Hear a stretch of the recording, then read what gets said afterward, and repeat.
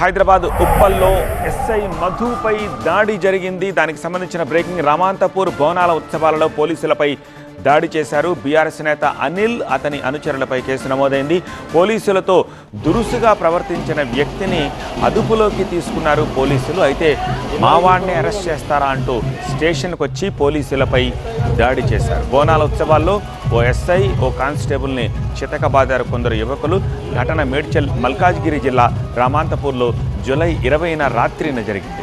తప్పించుకునేందుకు ప్రయత్నించిన పోలీస్ సిబ్బందిని వెంటాడి మరీ విచక్షణారహితంగా దాడి చేశారు. బోనాల ఉత్సవాల్లో భాగంగా రామాంతపూర్ భరత్ నగర్లో పలహారం బండి కార్యక్రమానికి పోలీసులు బందోబస్తుకు వచ్చారు. అయితే అదే సమయంలో వేగంగా దూసుకొస్తున్న ఓ కారును పోలీసులు ఆపారు.